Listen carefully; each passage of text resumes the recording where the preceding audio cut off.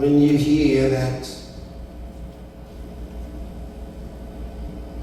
the pink color is for ladies. Now you already know where I'm going. And then they say the blue is for the guys. And so this couple, they got a twin birth. So they have a boy and a girl. So they're going for shopping and they get all the blues for the guy and all the pink. Ask them, where did you learn this from? How did you know pink is for ladies and blue is for the guys? How did you know? Who told you? And then if as a guy you like pink, they say, you want to find out maybe something wrong with you? Maybe you were supposed to be a girl. Then he starts thinking, maybe I always like pink things. Then they say trans.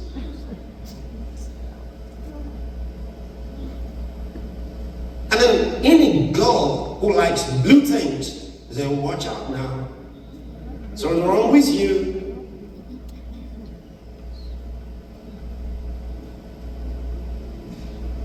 So I want to show you this documentary, and I'm sure you'll learn a lot from it. Watch this. From raw scenes of dark magic to perverse subliminal programming to evil gender ideologies, Disney is no longer the place to be for your innocent children. So let's get away from Disney!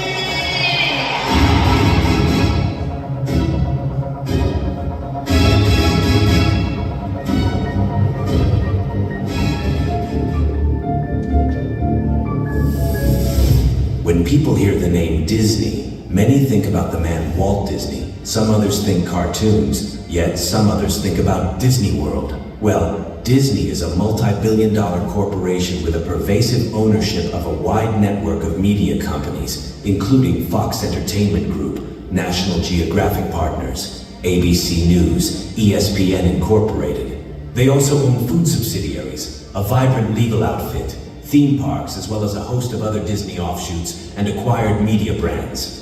For over a century, this syndicate has installed itself as a powerful force of influence in ways too many to number.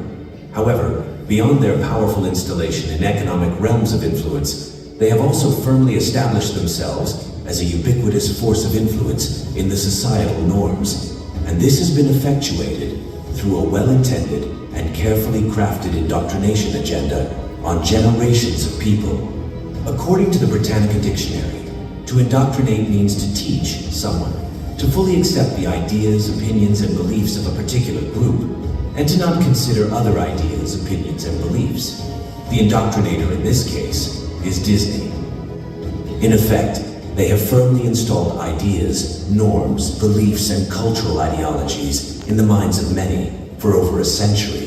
In my opinion, the most insidious thing Disney does is that they own real estate in your kid's brain and they kind of will forever. It never leaves their brain. For example, all these script fairy tales, all these public domain stories, if you were to say Snow White, if you were to say Alice in Wonderland or Cinderella, most of the time what you conjure up in your head is an intellectual property owned by the Disney Corporation. It's not the public domain version of Alice, it's like the Disney version of Alice. And the more they do that, the more that they literally own thoughts in your head that they can monetize and you can't. Yeah, it's weird that a corporation has monopolized our imagination, this beast. Ironically, Disney was founded by men with religious upbringings, and its initial works were simply depictions of cultural fairy tales that taught good moral lessons.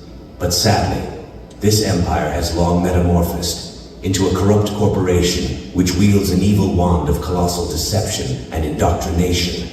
Unfortunately, its primary targets are children. You know, those who started Disney were very religious.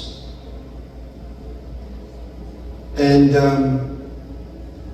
they were actually godly people. But in the process of time,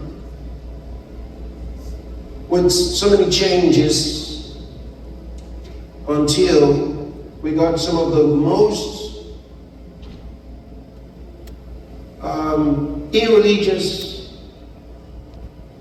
leftist radicals owning and running Disney. I grew up with The Wonderful World of Disney on Sunday nights, and you curl up with a blanket with your family and watch a great Disney movie, and that company doesn't exist anymore. Disney was absolutely synonymous with trust. There's all this other stuff out there, but Disney was okay.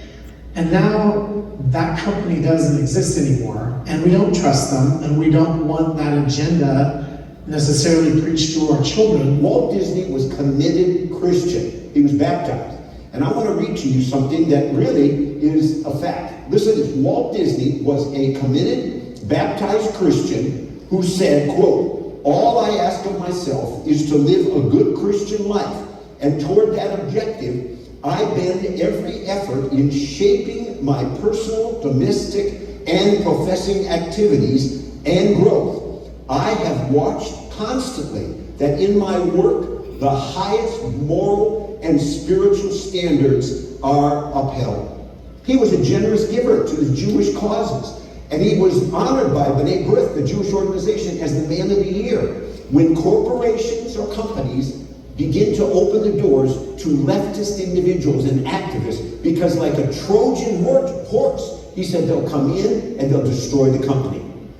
Dennis Prager, another conservative author and speaker I respect dearly, you know what he says? He says, everything that the left touches, basically, is ruined. In the wake of the corruption of this global conglomerate, certain deceptive ideologies have been programmed into the minds of many, consequently giving rise to learned behaviors in line with Disney's programming agenda. Beginning with seemingly simple things, such as color and gender segregation. Have you ever heard the phrase, pink is for girls and blue is for boys? You know where they got it from? Disney. They got it from Disney. And so these little children growing up, blue for Junior. And pink for Cheryl. Okay. So she starts liking pink. He starts liking blue.